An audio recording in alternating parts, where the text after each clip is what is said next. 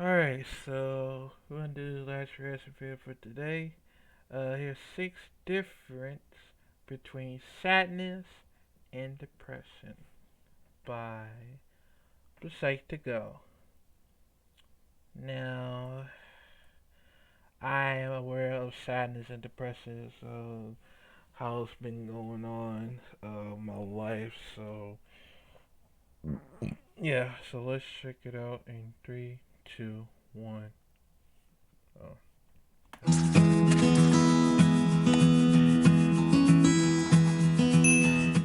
Welcome back to another Psych2Go video. Thank you all for the support you've given us. If you're curious about this topic, references are listed in the description below. Has anyone opened up to you about being depressed?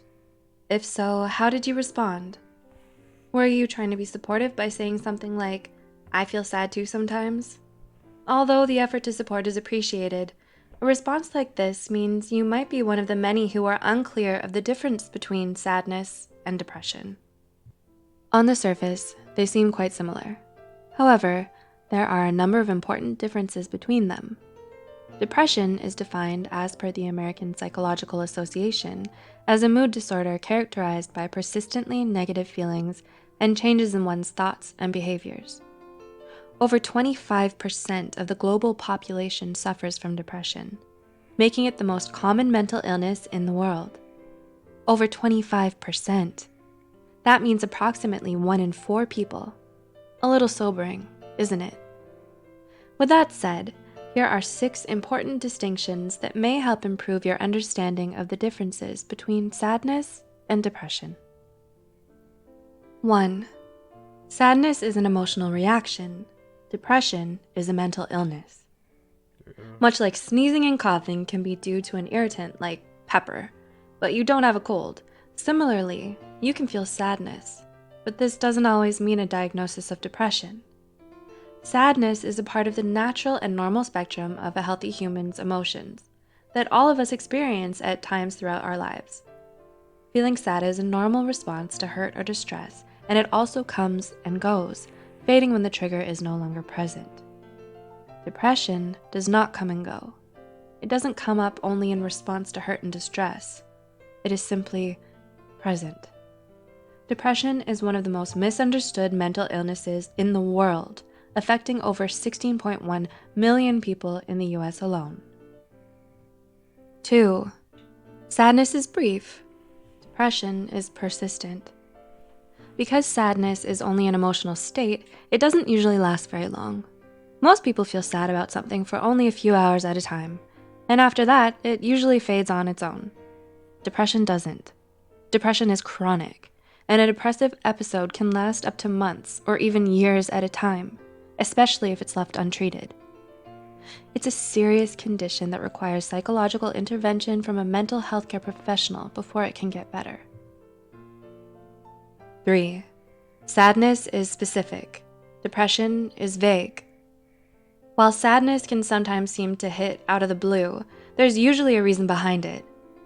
Specific nameable events like failing at a task, disappointment in a job, or the loss of a loved one can elicit sadness. So while it's easy to share and open up about what's making us sad, the same can't be said for depression. Unlike sadness, depression is not a reaction to a negative situation. A common difficulty is that those struggling with depression don't understand why they're depressed. While it's true that depressive episodes can occasionally be triggered by specific events, in most cases, depression seems to develop for no reason at all. 4. Sadness is subjective.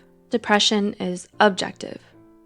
Sadness is a personal experience with the occurrence and measurements of severity dependent on the affected person's perception alone. Depression requires a professional diagnosis. The persistent occurrence of a combination of symptoms like fatigue, loss of interest, misery, pain, or body aches, among others, need to be present in order for a psychologist to say that someone has depression. 5. Sadness has short-term effects. Depression has long-term consequences. Sadness, as mentioned before, is brief, and it fades. So while you may call in sick for a day or decline invitations to go out once or twice, within a relatively short time, like a week, you'll start to get back to normal. You know your life hasn't significantly changed because you still have your regular job and your life gets back on track. Depression can't be taken so lightly, as it affects all areas of a person's life. It can negatively and persistently impact everything from work performance to physical health to thought patterns. You may find it hard to feel good about yourself, experiencing feelings of guilt, worthlessness, and insecurity. This is why severe depression is often associated with self-harm and suicidal ideation. And 6. Sadness affects your mood. Depression affects your life. When you're sad, the normal reaction is to try to cheer yourself up with happy, enjoyable distractions, like going out with friends, doing that hobby you love, or even opening up to someone as a catharsis. Even when the sadness feels overwhelming and all-encompassing, there are moments when you still laugh, have fun, and feel truly happy, with no hidden shadow. Struggling with depression, especially during a downward swing, however, isn't so easily dealt with. It can be hard to find enjoyment in anything, where even things you love seem pointless. Your personal battery feels virtually empty with not even enough energy to perform normal daily functions like work, school, or showering. Depression also disrupts normal eating and sleeping patterns. All these factors combined mean you'll likely end up staying in bed all day, feeling empty, hopeless, and alone. Knowing the difference between sadness and depression can do so much in helping your understanding of mental illness in general. There are so many harmful myths and misconceptions surrounding depression, like it's a choice, it's make-believe, and more. So educating yourself about it makes you more compassionate and understanding to those who may be struggling with it, including yourself. Does this video resonate with you? Is there someone you'd like to reach out to? If you're interested in learning more, watch our videos 5 Hidden Signs of Depression and 10 Things Depression Makes Us Do. The links are in the description below. Please like, share, and subscribe. With your help, Psych2Go can help further understanding for everyone. Until next time, thanks for watching.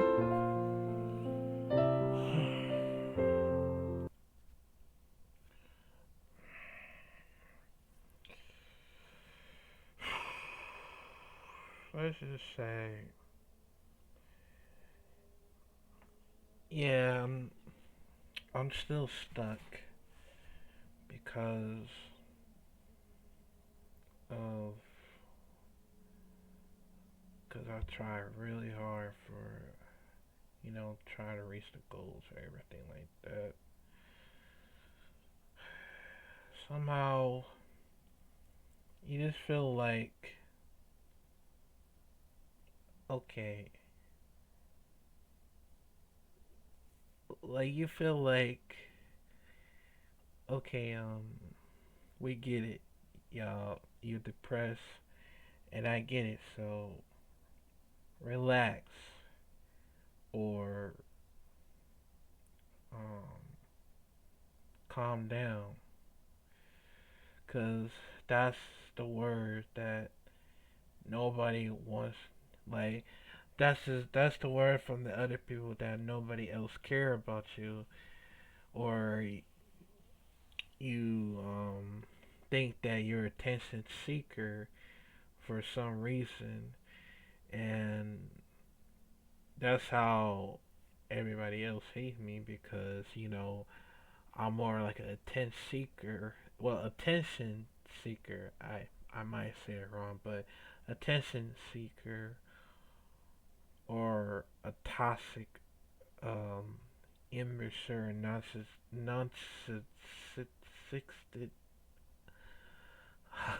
however words that could be. So yeah, that's how I'm still the worst person in this world. So yeah. Alright, so I think that's gonna be it for today.